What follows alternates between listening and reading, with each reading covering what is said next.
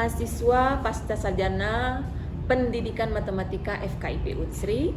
Kali ini saya akan memberikan mata kuliah metode penelitian untuk pendahuluan. Kita akan memberikan apa saja yang akan diberikan dalam proses pembelajaran di mata kuliah ini. Untuk mata kuliah ini kami ada tim saya dan dosen-dosen yang lain. Tapi ini materi saya akan sebagai pendahuluan dari materi mata kuliah yang pertama. Agenda kita adalah ada materi apa saja yang akan dipelajari. Kemudian agenda kedua adalah bagaimana betul penilaiannya, mulai dari proses sampai ke produk yang akan dihasilkan, dan juga sumber belajar yang akan digunakan apa saja. Mari kita lihat satu persatu. Pokok bahasan yang akan dipelajari pada mata kuliah ini adalah yang pertama adalah pendahuluan, kemudian yang terdiri dari silabus, materi apa saja, kemudian kontrak kuliah. Itu adalah materi pertemuan yang pertama.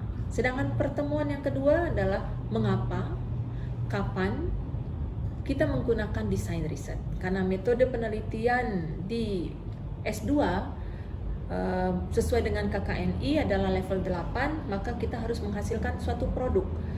Jika kita ingin menghasilkan suatu produk, maka metode penelitian yang paling cocok itu adalah design research.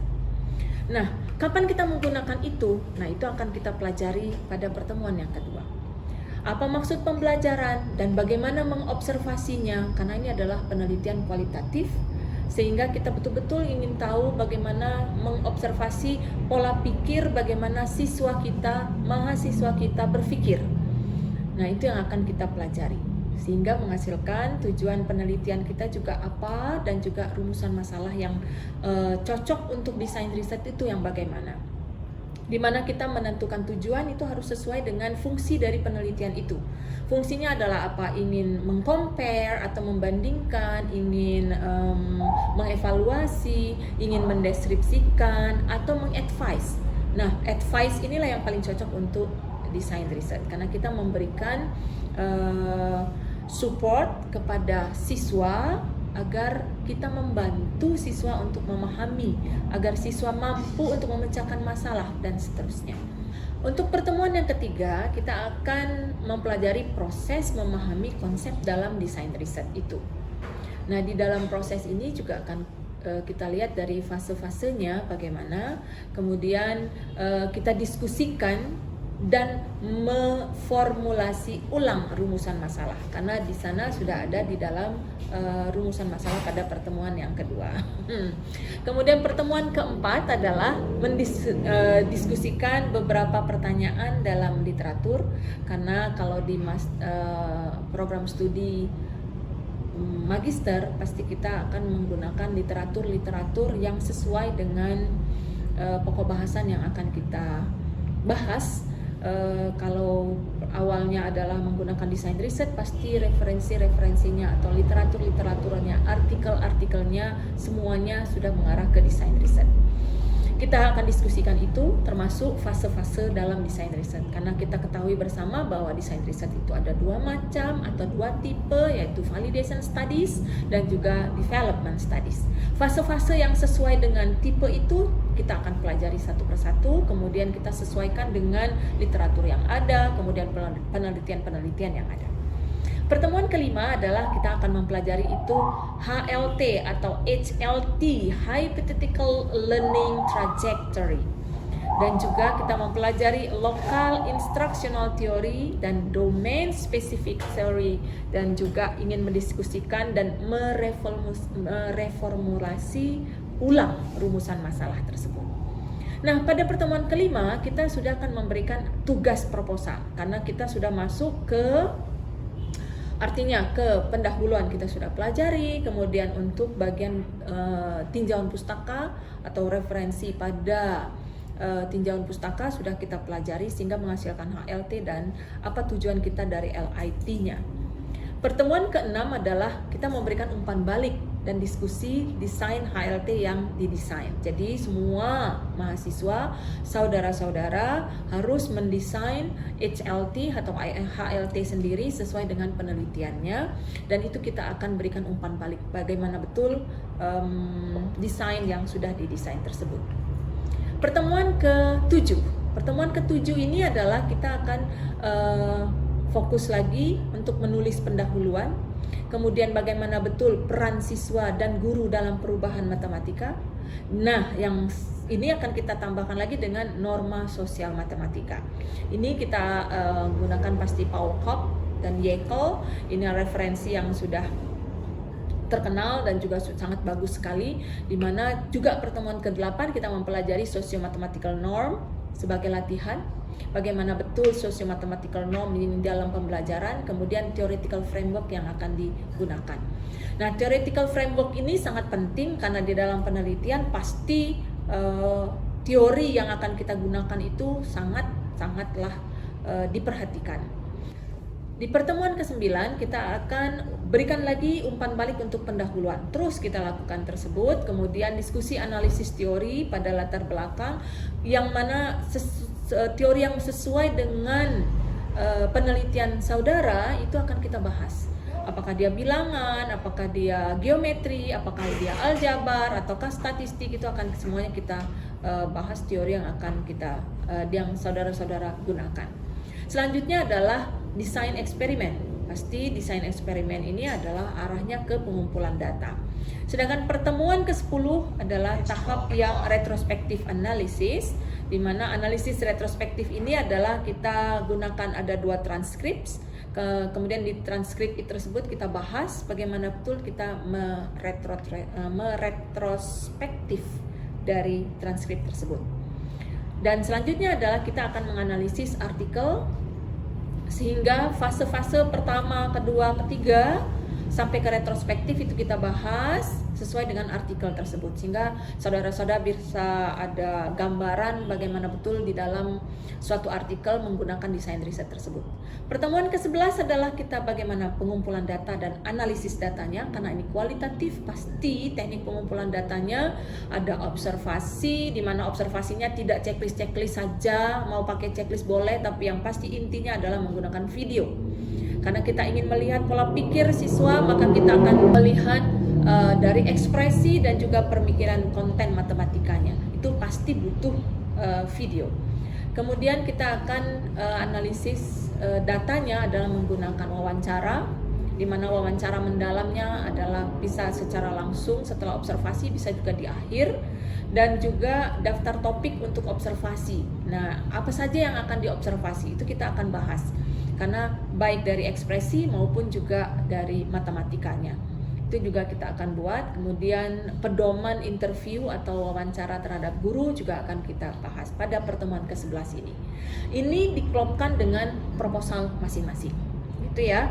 Dan pertemuan ke-12, nah ini balik lagi karena kita cocok dengan realistik matematik atau pendidikan matematika realistik, maka pertemuan ke-12 ini kita akan kembali untuk theoretical framework yang digunakan adalah PMRI-nya bagaimana sistemnya, yaitu menggunakan lesson study for learning community, dan juga kita ingin menggunakan pendekatan problem solving atau menggunakan open ended, sehingga 4C di kecakapan abad 21 itu bisa klop masuk. Dan ini adalah level 8, maka saudara-saudara harus membuat penelitiannya melebihi dari level 6.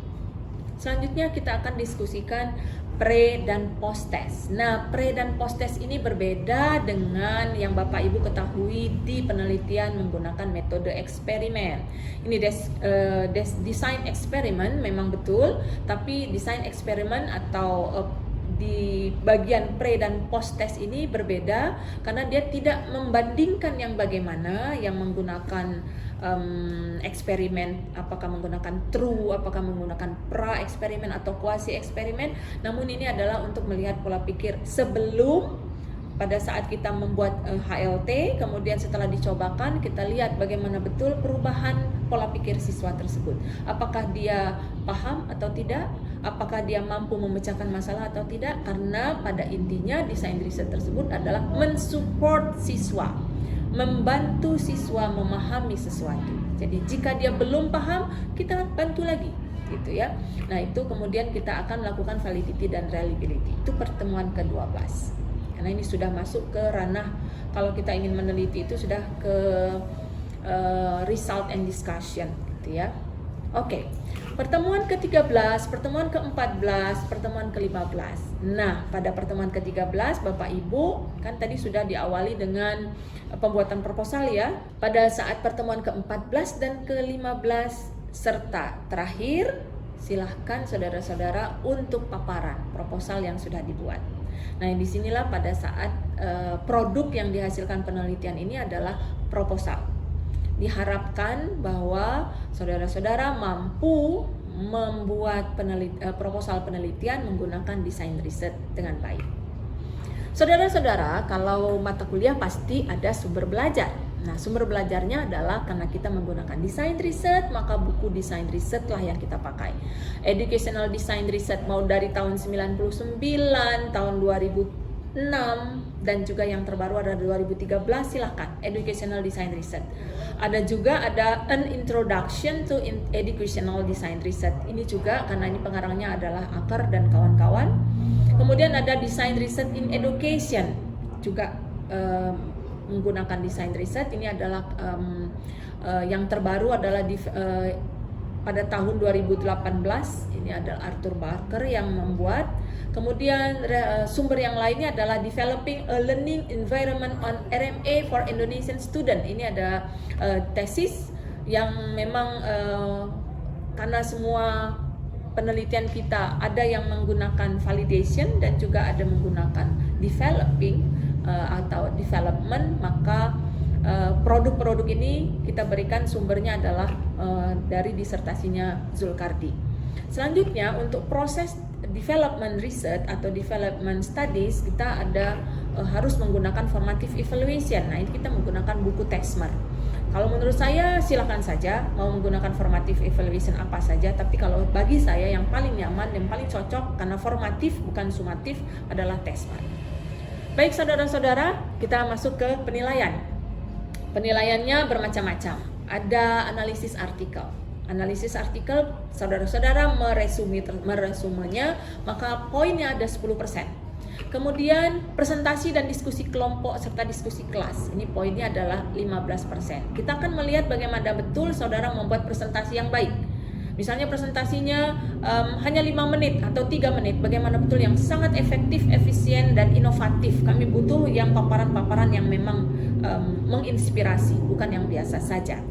Kemudian produk dan draft perangkat pembelajaran, ini 35%. Jadi produk draft perangkat pembelajaran, karena kalau kita penelitian pasti ada draft perangkat pembelajarannya, mulai dari instrumen-instrumen RPP dan seterusnya. Dan yang paling besar adalah draft proposal. Draft proposal ini adalah 40%. Itu ya. Baik saudara-saudara, kita sudah lihat dari prosesnya bagaimana, materi apa saja, kemudian sampai ke penilaian. Baik Bapak, Ibu, saudara-saudara, demikianlah materi pendahuluan mata kuliah metode penelitian untuk mahasiswa pasca sarjana Magister Pendidikan Matematika FKIP Unsri. Sampai ketemu ke video berikutnya. Assalamualaikum.